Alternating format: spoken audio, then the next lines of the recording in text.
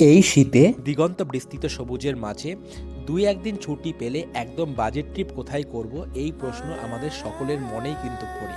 তাই এই পর্বে পশ্চিমবঙ্গের ঠিক পাশের রাজ্যে এমন কিছু ট্যুরিস্ট স্পট নিয়ে বলবো যেখানে হাতে মাত্র 3 থেকে 5 হাজার টাকা থাকলেই কিন্তু তোমরা দারুণভাবে ঘুরে আসতে পারবে। আবার এটা কিন্তু পাহাড় জঙ্গল সব মিলিয়ে হয়ে যাবে একটা অন্য রকম অ্যাডভেঞ্চার। তাই এই শীতে প্রথমে ঘুরে আসা যাক আমাদের পশ্চিমবঙ্গের একদম পাশের রাজ্য ঝাড়খণ্ড।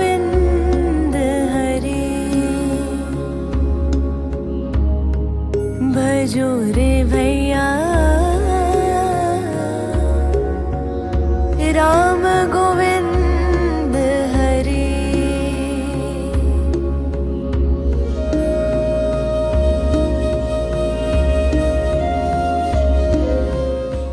ঝাড়খণ্ড রাজ্যে অবস্থিত জামশেদপুর, যাকে আবার টাটানগর বলেও কিন্তু অনেকে চেনে। এখানে রয়েছে এমন কিছু ট্যুরিস্ট স্পট যা এই শীতে কিন্তু তোমাদের মন একদম দারুণ করে তুলবে। কলকাতা থেকে মাত্র 250 কিলোমিটার দূরে অবস্থিত এই জামশেদপুর ঝাড়খণ্ড রাজ্যেই অবস্থিত। বিখ্যাত ট্যুরিস্ট স্পটগুলোর মধ্যে অন্যতম ডিমনা লেক এবং চারিদিকে পাহাড় দিয়ে ঘেরা এই বিস্তীর্ণ জনরাশি, যা এই বর্ষায় ট্যুরিস্টদের কিন্তু মন কেড়ে নেয়। জামশেদপুর সিটি থেকে মাত্র 25 কিলোমিটার দূরে অবস্থিত এখানে রয়েছে কিন্তু বোটিংয়ের দারুণ ব্যবস্থা।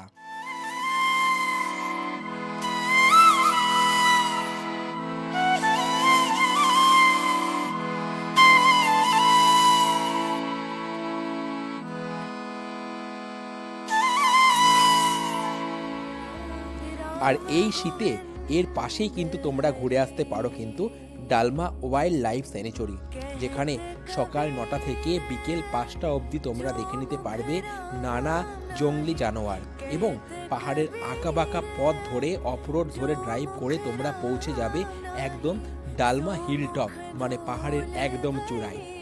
এই শীর্ষ থেকে তোমরা পুরো জামশেদপুর সিটিকে 360 ডিগ্রি ভিউতে তোমরা আরামসে কিন্তু দেখে নিতে পারো। ডালমা হিলটপ দর্শন করে নিতেই পারো এবং ডালমা হিলটপে দেখে নিতে পারো একটা শিবা টেম্পল এবং একটা মায়ের দেবীর মন্দির। এক কথায় পুরো একদিনে ডালমা লেক এবং ডালমা হিলটপ এই শীতে তোমাদের মন জয় করে নেবে। এরপর দ্বিতীয় দিনে তোমাদের হাতে টাইম থাকলে তোমরা 1 কাপ চায়ের কাপে চুমুক দিয়ে সকাল সকাল জামশেদপুর থেকে 50 কিলোমিটার দূরে চলে যেতে পারো চান্ডিল ড্যাম। হ্যাঁ, ঠিক শুনেছ, সুবর্ণরেখা নদীর ওপর এই ড্যাম এক কথায় অসাধারণ। স্পিড বোটে পুরো লেকটা তোমরা কিন্তু দারুণভাবে ঘুরে দেখতেই পারো। আর ঝাউবন দিয়ে ঘেরা এই লেকের চারিদিকে ফটোশ্যুট করার জন্য একদম অনন্যময় কিন্তু এই শীতে। চারিদিকে পাহাড় দিয়ে ঘেরা এই ড্যাম বা এই লেক এক কথায় অনবদ্য। চান্ডিল ড্যাম ঘুরে আবার তোমরা কিন্তু ফিরে এসো জামশেদপুরে, এবং এখানে রয়েছে বিখ্যাত একটি পার্ক যার নাম জুবলি পার্ক। এই রকম পরিষ্কার পরিচ্ছন্ন পার্ক খুব কমই কিন্তু তোমাদের চোখে পড়বে, এবং এই সন্ধেবেলায় তোমরা লাইট অ্যান্ড সাউন্ড শোয়ের সাথে কিন্তু এখানে মজাও নিতে পারো। তোমরা যদি চান্ডিল ড্যাম ঘুরে দুপুর নাগাদ চলে আসতে পারো, তাহলে 250 টাকা দিয়ে টিকিট কেটে এই জুবলি পার্কের ভেতরে তোমরা কিন্তু ওয়াটার পার্কেরও মজা নিতে পারো। হ্যাঁ, শীত সেটা তো বুঝতেই পারছি, তো এখানে রয়েছে কিন্তু ড্রাই পার্কেরও ব্যবস্থা। এক কথায় জামশেদপুর হবে সবথেকে সুন্দর এবং চিপেস্ট ডেস্টিনেশন কলকাতা থেকে একদম কাছেই। তোমরা জামশেদপুরের সাকচি বা বিষ্ণুপুরের পাশেই কিন্তু 1000 থেকে 2000-এর মধ্যে ভালো ভালো হোটেল পেয়েই যাবে। এরপর চলে আসি জামশেদপুর থেকে একদম পাশে, যা ঝাড়খণ্ডের অন্যতম ফেমাস টুরিস্ট স্পট, যার নাম হলো রাঁচি। এরপরে চলে আসি জামশেদপুর থেকে একদমই কাছে আরেকটা ফেমাস টুরিস্ট স্পট, যা হলো রাঁচি। শীতে রাঁচি কিন্তু ওয়াটারফলসের জন্য দারুণ বিখ্যাত। রাঁচি ও জামশেদপুর হাইওয়ের পাশেই অবস্থিত কিন্তু হলো দশম ফলস, যা এই বর্ষায় সবথেকে সুন্দর ডেস্টিনেশন হবে। প্রকৃতির কোলে বিশাল জলরাশি একদম ফুলে ফেপে ওঠে কিন্তু এই দশম। তবু সারাক্ষণ যে ভাবি তোকে শুধু দেখার দাবি, প্যান্ডেলের শাড়ি পরে স্বপ্নর পরি হবি, সাথে কার্তিককে হাসে। সাথে সাথে তোমরা ঘুরে দেখে নিতেই পারো হুন্ড্রু ওয়াটারফলস, জোনা ওয়াটারফলস এবং সীতা ওয়াটারফলস। শীতকালে একটু যদি রোমান্টিকভাবে ঘুরতেই হয় আর কলকাতার একদম কাছে, তাহলে এই পুরো ডেস্টিনেশন ঘুরতেই তোমাদের লেগে যাবে কিন্তু একটি পুরো দিন। বিকেলে তোমাদের টাইম থাকলে তোমরা চলে যেতেই পারো বিখ্যাত famous Patratu valley. Zig zag road দিয়ে যখন তোমরা পাহাড়ের টারম্যাক রোড ধরে ওপরে উঠবে, আর যখন ওপর থেকে যখন তোমরা এই জিগ জ্যাক বা তোমরা যখন এই ভিউটা পাবে, সেটা একটি অন্যতম কিন্তু দারুণ লাগবে তোমাদের কাছে। উপর থেকে রাঁচি শহরটাকে দেখতে একটি অনবদ্য লাগে এই পত্রাতু ভ্যালি। এলো আনন্দ উল্লাসে গান গাই চলো, এলো রে এলো দুর্গা দুর্গা মা এলো, পুজো পুজো গন্ধ বাতাসে চলো।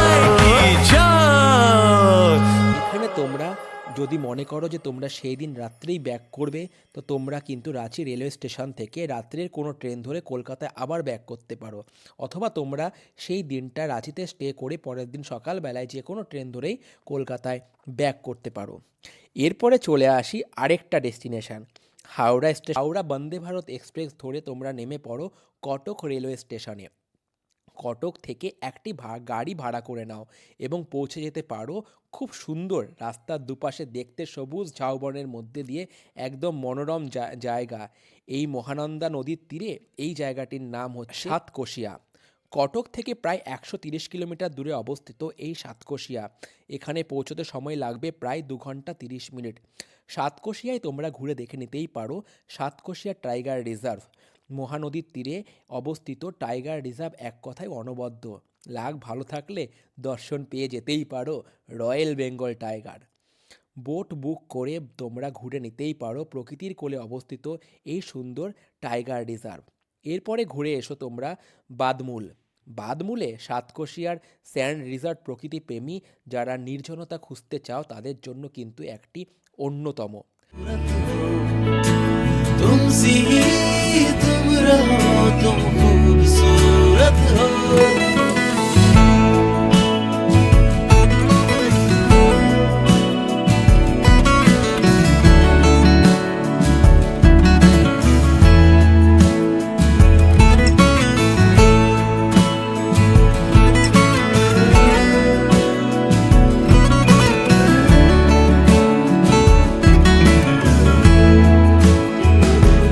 আমাদের এই পুরো ডিটেলস ভিডিও তোমাদের কেমন লাগলো এবং তোমরা শীতকালে কি নর্থ বেঙ্গল ঘুরতে যেতে চাও, তাহলে নর্থ বেঙ্গলের বেশ কিছু অফবিট ডেস্টিনেশন নিয়ে আসছি আমরা নেক্সট পর্বে, মানে নেক্সট রবিবার। ততক্ষণে কিন্তু সঙ্গে থেকো। এই ভিডিও ভালো লাগলে একটু শেয়ার করে দিও সকলের সাথে, লাইক করো, কমেন্টসে জানিও কেমন লাগলো। ততক্ষণের জন্য ভালো থেকো, টাটা বাবাই, টেক কেয়ার, গুড নাইট।